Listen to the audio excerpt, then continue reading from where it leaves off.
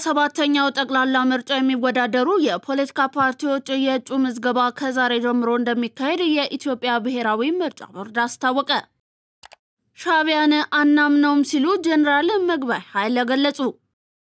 የሳልሳይ ወያነ ትግራይ ሊቀመንበር መልቀቂያ በማስገባታቸው የአመራር ለውጥ ማድረጉን ፓርቲው አስታወቀ።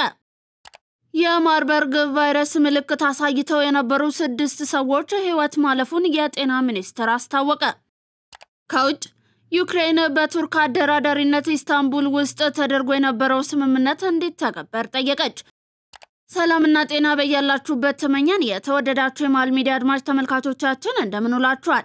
እነሆ ዘወትር በዚህ ሰዓት ወደ እናንተ የሚደርሰው ማል ዜናችን ተጀምሯል። እስከ ፍጻሜው አብራችሁን ቆዩ። ታላቅ የምስራች በ4 ሚሊዮን 400 ሺህ ብር በአጠቃላይ ክፍያ የቤት ባለቤት ሆኖ ሜሪት ፕሮፐርቲስ በሪል ስቴት ዘርፍ እንዲሁም በኮንስትራክሽን 2 10 ዓመታትን ያስቆጠረው ድርጅታችን አሁን ደግሞ ሰፊ ሙያዊ ክህሎት ተላብሶ የፖስቴንሽን ኮንስትራክሽን ቴክኖሎጂ ተጠቅሞ በውባ ፒያሳ ዘመናዊ መኖሪያ አፓርትመንት ቤቶችን በተመጣጣኝ ዋጋ አቅርበንሎታል። አራዳ ፓርክና ወዳጅነት ፓርክ ከፊትና በስተጀርባ ያደመቁት የውብ መንደራችን 2 ቤዝመንት ያለው እስከ 4ኛ ወለል ደረጃውን የጠበቀ ሞል እንዲሁም ባልተለመደ መልኩ 5ኛና 6ኛ ተጨማሪ መኪና ማቆሚያ ሆኖ ያገለግላል። ለደንበኞች ጥራትና ምቾት የሚተጋው ድርጅታችን ሜሪት ፕሮፐርቲ በዚህ መንደር መዋኛ ገንዳ፣ ጂምናዚየም፣ ደረጃውን የጠበቁ ሰፋፊ ሊፍቶች፣ ምቹና በቂ መኪና ማቆሚያ ቦታዎች፣ ዘመናዊ የደረቅ ቆሻሻ ማስወገጃ፣ አውቶማቲክ ጄኔሬተር የተገጠመለት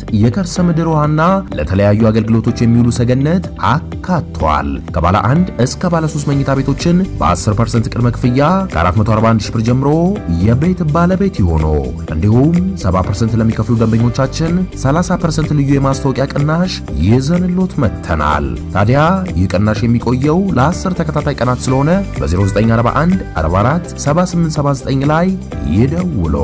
በቀዳሚነት ወደ ያዝነው መረጃችን አለፍን። በሰባተኛው ጠቅላላ ምርጫ የሚወዳደሩ የፖለቲካ ፓርቲዎች የእጩ ምዝገባ ከዛሬ ጀምሮ እንደሚካሄድ የኢትዮጵያ ብሔራዊ ምርጫ ቦርድ አስታወቀ።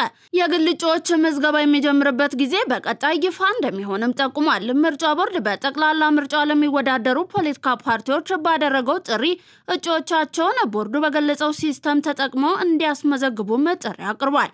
ምዝገባውን ለማከናወን የሚያስችሉ አስፈላጊ መረጃዎችን በማሟላት ከህዳር 8 እስከ ህዳር 23 ቀን 2018 ዓ.ም ባለው ጊዜ ውስጥ በቦርዱ ዋና መስሪያ ቤትና ከዚህ ቀደም ፓርቲው ለቦርዱ ባሳወቃት ወኪል አማካኝነት በአካል በመገኘት ሰነዱን እንዲያቀርቡ ማሳስቧል።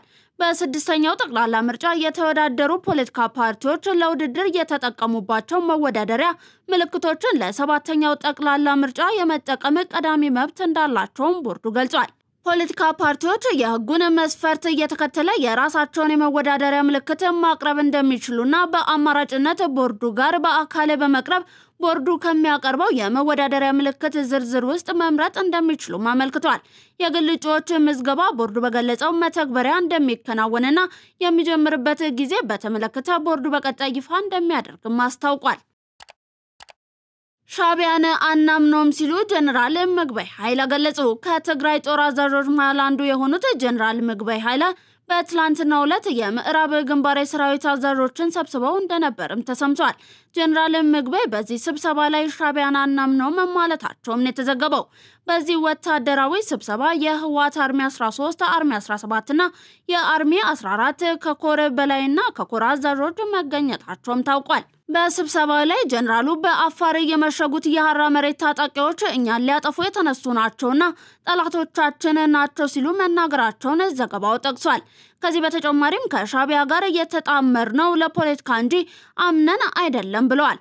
በስብሰባው ከተሳተፉት መሃል አንዱ ከፍተኛ የኮር አዛዥኛ የሚበላነ ሐራ መሬት አይደለም በነፃ መሬት ያለው ኃይልኛን ከመብላቱ በፊት የትግራይ ህዝብ ያጠፋናል ለመፍትሄ እንፈልግ ማለታቸውም ተጠቅሷል። ስብሰባው ባለመግባባት እየተጠናቀቀ ነበር የሚለው ዘገባው ጀነራል ምግበይ ስብሰባውን አቋርጠው መውጣታቸውም ተገልጿል። የሳልሳይ ወያነ ትግራይ ሊቀመንበር መልቀቂያ በማስገባታቸው የአመራር ለውጥ ማድረጉን ፓርቲው አስታወቀ። በትግራይ ክልል የሚንቀሳቀሰው ሳልሳይ ወያነ ትግራይ ሊቀመንበሩ አሉላ ኃይሉ ነጋ በፈቃዳቸው ከኃላፊነታቸው መልቀቃቸውን ተከትሎ ከፍተኛ የአመራር ለውጥ መደረጉን ገልጿል።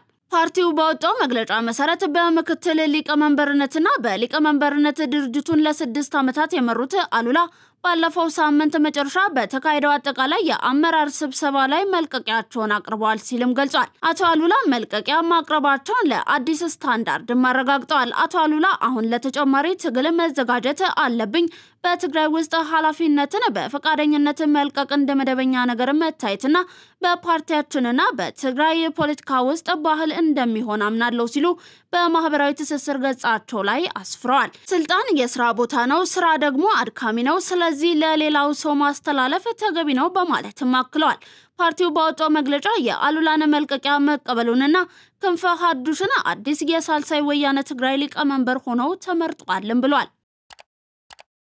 ፍትሃዊ የሀብት ክፍፍልን ለማረጋገጥ የህግ ማዕቀፎችን የማሻሻልና አሰራሮችን የመዘርጋት ተግባር እየተከናወኑ መሆኑን የፌዴሬሽን ምክር ቤት ገለጸ። ምክር ቤቱ በበይነ መንግስታት የፊስካል ግንኙነት ላይ ያተኮረ ውይይት ከፌዴራልና ክልሎች የስራ ኃላፊዎች ጋር በአዳማ ከተማ ያካሄደ ይገኛል። በውይይት መድረኩ ላይ የፌዴሬሽን ምክር ቤት አፈ ጉባኤ አገኘው ተሻገር እንዳመለከቱት የፍትሃዊ የሀብት ክፍፍል እውን እንዲሆን ምክር ቤቱ የተለያዩ የህግ ማዕቀፎችን በማሻሻልና አሰራሮችን የመዘርጋት ስራን እያከናወነ ነው ብለዋል። በተለይ የፌዴራልና የክልሎች የጋራ ገቢ አስተዳደርና ክፍፍል ቀመር ጥልቅ ድጎማና ውስን ዓላማ ያላቸው የበጀት ህጎች፣ አዋጆችና ደንቦችን በማሻሻልና አሰራሮች እየተዘረጉ ነው ብለዋል። በተደረገው የአሰራርና የህግ ማዕቀፎች ማሻሻያም የጋራ ገቢ እድገት ማሳየቱን ጠቅሰው በዚህም ፍትሃዊ የሀብት ክፍፍል ለማረጋገጥ ጥረት እየተደረገ መሆኑን ገልጸዋል። ይህም የህዝቦች ማህበራዊና ኢኮኖሚያዊ ተጠቃሚነት እውን እንዲሆን የሚያስችል ቁልፍ ተግባር መሆኑን ተናግረዋል። ባለፉት ተከታታይ 5 ዓመታት በጋራ ገቢ ክፍፍል ጥልቅ ድጎማና ውስን ዓላማ ባላቸው የበጀት ክፍፍል ላይ ህዝቡ ፍትሃዊ ተጠቃሚ እንዲሆን ሲሰራ መቆየቱን አስታውሰዋል። በምክር ቤቱ የድጎማ በጀትና የጋራ ገቢዎች ቋሚ ኮሚቴ ጸሐፊ አቶ ኃይሉ ኢፋ በበኩላቸው ምክር ቤቱ ፍትሃዊ የሀብት ክፍፍልን ለማረጋገጥ ድጋፍና ክትትል እያደረገ ነው ብለዋል። ለክልሎችና ለፌዴራል የሚሰጠው ድጎማ በተለይ የጋራ ገቢ ክፍፍል ውስን ዓላማ ያላቸውና ጥልቅ የድጎማ በጀቶች ውጤታማና በተጨባጭ ለህዝቡ ማህበራዊና ኢኮኖሚያዊ ጥቅም ላይ መዋሉን ለማረጋገጥ ትኩረት መሰጠቱን ተናግረዋል። የኢትዮጵያ መንግስት ከስር የለቀቃቸው 27 ደቡብ ሱዳናውያን ጁባ ደረሱ። ድንበርን በህገወጥ መንገድ አቋርጠዋል በሚል ወራት በኢትዮጵያ ታስረው የነበሩ ቢያንስ 27 ደቡብ ሱዳናውያን ወጣቶች የደቡብ ሱዳን መንግስት ባደረገው ከፍተኛ ዲፕሎማሲያዊ ጥረት ተፈተው ትላንት እሁድ ዕለት ጁባ ገብተዋል። ለረጅም ጊዜ በኢትዮጵያ ሙዛን እስር ቤት ታስረው የነበሩት የከብቶች ጠባቂ የነበሩት ደቡብ ሱዳናውያን ትላንት ዳር 7 ቀን ጁባ ዓለም አቀፍ አውሮፕላን ማረፊያ መድረሳቸውን የሀገሪቱ መገናኛ ብዙሃን ዘግቧል። የወጣቶቹ መለቀቅና በሰላም መመለስ እየተሳካው በፕሬዝዳንቱ ከፍተኛ ልዑክ ጽህፈት ቤት መሪነት ከውጭ ጉዳይና ዓለም አቀፍ ትብብር ሚኒስቴር እንዲሁም ከአዲስ አበባ ከሚገኘው የደቡብ ሱዳን ኤምባሲ ጋር በቅርበት በመስራት በተደረገ የተቀናጀ ጥረት ነው። የፕሬዝዳንቱ ከፍተኛ ልዑክ ጽህፈት ቤት ባወጣው መግለጫ መሰረትም የኢትዮጵያ መንግስት እየታሰሩ ሰዎች እንዲፈቱ በማመቻቸት ላደረገው ትብብርና ጥረት ጥልቅ ምስጋናውን ያቀርባል ሲል ገልጾ ለውጤቱ አስተዋጽኦ ያደረገውን አዎንታዊ የሁለትዮሽ ግንኙነት መሆኑን ጠቅሷል። የጂንካ ሆስፒታል ሜዲካል ዳይሬክተር ለመገናኛ ብዙሃን መረጃ መስጠታቸውን ተከትሎ ከኃላፊነታቸው መነሳታቸው ተሰማ። የጂንካ አጠቃላይ ሆስፒታል ሜዲካል ዳይሬክተር በአካባቢው ስለተከሰተው የሄሞሬጂክ ፊቨር እንደሆነ በተገመተው ተላላፊ በሽታ ሰዎች መሞታቸውን ገልጸው ለመገናኛ ብዙሃን መረጃ መስጠታቸውን ተከትሎ ከኃላፊነታቸው መነሳታቸው ተሰምቷል። ዋዜማ ከደቡብ ክልል ጤና ቢሮና ከሆስፒታሉ ምንጮች እንደሰማቸው የጂንካ አጠቃላይ ሆስፒታል ሜዲካል ዳይሬክተር ዶክተር ቢኒያም አስራት ለአንድ ዓለም አቀፍ ሚዲያ የሄሞሬጂክ ፊቨር እንደሆነ በተገመተው በሽታ ሳቢያ ሐኪሞችን ጨምሮ ሰዎች መሞታቸውን ገልጸው መረጃ በመስጠታቸው ከሆስፒታሉ ስራ አስኪያጅ ምስጢሩ ሐምደኪ በተጻፈ ደብዳቤ ከህዳር 5 ቀን 2018 ዓ.ም ከኃላፊነታቸው መነሳታቸውን ተናግረዋል። ዳይሬክተሩ ከኃላፊነት ከመነሳታቸው በፊት ወደ ሆስፒታሉ መጥተው ከታከሙት 4 በሽተኞች አንዱ በህይወት እንዳለና የተሻለ የሚባል የጤና ሁኔታ ላይ እንደሚገኝ ገልጸው 2 የሆስፒታላቸው የጤና ባለሙያዎችን ጨምሮ እስካሁን 6 ሰዎች ተመሳሳይ ምልክቶችን በማሳየት ህይወታቸው ማለፉን ለዶቼ ቬለ ሬዲዮ በይፋ ገልጸውም ነበር። የማርበርግ ቫይረስ ምልክት አሳይተው የነበሩ 6 ሰዎች ህይወት ማለፉን የጤና ሚኒስቴር ገለጸ። በአሁኑ ሰዓት በማርበርግ ቫይረስ መያዙ የተረጋገጠ በህይወት ያለ ሰው አለመኖሩን ጤና ሚኒስቴር አስታውቋል። ጤና ሚኒስቴር የማርበርግ በሽታን አስመልክቶ በዛሬው ዕለት ጋዜጣዊ መግለጫን ሰጥቷል። የጤና ሚኒስቴር ዶክተር መቅደስ ዳባ እንደገለጹት ሚኒስትሩ በደቡብ ኢትዮጵያ ክልል ጂንካ ከተማ የማርበርግ በሽታ መከሰቱን ካሳወቀበት ህዳር 3 ቀን ጀምሮ የበሽታው ምልክት ያሳዩ ሰዎች ጋር ንክኪ ያላቸው የተባሉ ሰዎችን ቦታዎች ላይ የመለየት ስራ እየተሰራ ይገኛል ብለዋል። ሚኒስቴሩ እስካሁን ድረስ 17 የላብራቶሪ ናሙና ወስዶ የመረመረ ሲሆን በ3 ሰዎች ላይ ቫይረሱ ተገኝቷልም ብሏል። እንደ ሚኒስትሩ ገለጻ 6 ሰዎች የበሽታውን ምልክት አሳይተው ህይወታቸው ቢያልፍም በላብራቶሪ የተረጋገጠው ግን 3 ሰዎች ላይ መሆኑንና እነርሱም ህይወታቸው ማለፉ ተገልጿል። በአሁኑ ሰዓትም በቫይረሱ መያዙ የተረጋገጠ በህይወት ያለ ሰው እንደሌለም አረጋግጠዋል። በሽታውን ለመከላከል የድንገተኛ የህብረተሰብ ጤና ተቋማት መቋቋማቸውንና የላብራቶሪ ግብአቶችና ባለሙያዎች ወደ ቦታው መላካቸውን ገልጸዋል።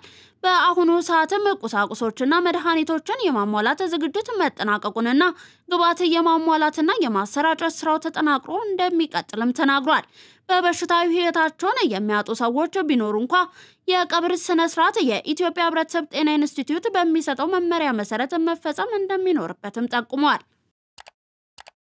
በነዳጅ ምርቶች ላይ የተጣለው አጠቃላይ የ30% ግብር በቀጣይ ወር ተግባራዊ እንደሚሆን ተገለጸ። የኢትዮጵያ መንግስት ለረጅም ጊዜ የዘለቀውን የነዳጅ ድጎማ ቀስ በቀስ ለማስወገድ ከሚወስዳቸው ሰፋፊ የኢኮኖሚ ማሻሻያዎች አንዱ የሆነው አዲስ የግብር አወቃቀር ከሚቀጥለው ወር ጀምሮ ተግባራዊ ሊሆን ነው ተብሏል። ይህ አዲስ እርምጃ በነዳጅ ምርቶች ላይ 15% ተጨማሪ ሴት ታክስ እና 15% ኤክሳይዝ ቀረጥን ያካተተ አጠቃላይ 30% ታክስ መጣል ሲሆን የኢትዮጵያ ነዳጅ አቅራቢ ድርጅት ከአንድ ወር በኋላ ታክሱን መሰብሰብ ይጀምራል።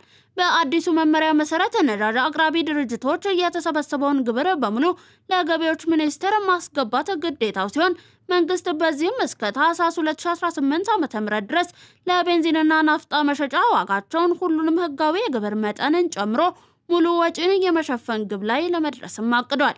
የገንዘብ ሚኒስቴር ከአዲሱ በጀት ዓመት ጀምሮ በነዳጅ ምርቶች ላይ አጠቃላይ 30% ግብር ሙሉ በሙሉ ተግባራዊ ሊያደርግ ማቀዱን ከ2 ወራት በፊት መዘገቡን አስታውሶ ካፒታል አስነብቧል። ከመሃል ሚዲያ ወደ እናንተ እየደረሰ የሚገኘው የቀን መረጃችንን ነው እየተመለከታችሁ የምትገኙት። ከባህር ማዶ ያዝናችሁ አለፍን። አሁን ቤት መግዛት ተችሏል። አዲሱ ፕላቲኒየም ብሎካችን ላይ 35% እውነተኛ ቅናሽ ለ15 ውድ የመሃል ሚዲያ ቤተሰቦች እንዲሁም አንድ ቤት ሲገዙ አንድ ቤት በነፃ የሚያገኙበት እድልም ተመቻችቷል። 60% ከወለድ ነፃ የባንክ ብድር በረጅም ዓመት የክፍያ አማራጭ ፓኖራሚክ ቪው ማለትም በአራቱም አቅጣጫ ማራኪ የተፈጥሮና የከተማ እይታ ለእያንዳንዱ ቤቶች ፕራይቬት ሊፍት የተገጠመላቸው የልጆች መጫወቻና የስፖርት ማዘውተሪያ የመዋኛ ገንዳ ጂምናዚየምና ቤተ መጻሕፍት ፓርኪንግና የኤሌክትሪክ ቻርጅ መሙያን ጨምሮ ሌሎች ሁሉን አቀፍ መዝናኛዎችን በነፃ በመዲናችን አዲስ አበባ በነፋሻማዋ ለቡ መብራት እጅግ ማራኪና ቅንጡ በሆነው የመኖሪያ መንደራችን ውስጥ በ5% ቅድመ ክፍያ ብቻ የቤት ባለቤት ይሁኑ። ለበለጠ መረጃ በ0907 888883 ወይም በ0944 419190 ይደውሉ። ዩክሬን በቱርክ አደራዳሪነት ኢስታንቡል ውስጥ ተደርጎ የነበረውን ስምምነት እንዲተገበር ጠየቀች። በፈረንጆቹ 2022 በኢስታንቡል የተደረሰው ስምምነት 1200 በሩሲያ የተማረኩ የዩክሬን ወታደሮች እንዲመለሱ የሚፈቅድ እንደነበርም ታውቋል። ዘለንስኪ ባጋሩት የምስል መልእክት አሁን ላይ ሁሉም ድርድሮችና ስብሰባዎች ትኩረት ማድረግ ያለባቸው ወታደሮቻችን በሚመለሱበት ጉዳይ ላይ ነው ብለዋል። የፕሬዝዳንት ዘለንስኪ የደህንነት ኃላፊ ሩስተም ኡሜሮቭ እንደገለጹት ደግሞ ከቱርክ አረብ ኤምሬቶችና ከዩክሬን አጋሮች ጋር በመሆን ወታደሮቹን ለማስመለስ እንቅስቃሴ መጀመራቸው ነው።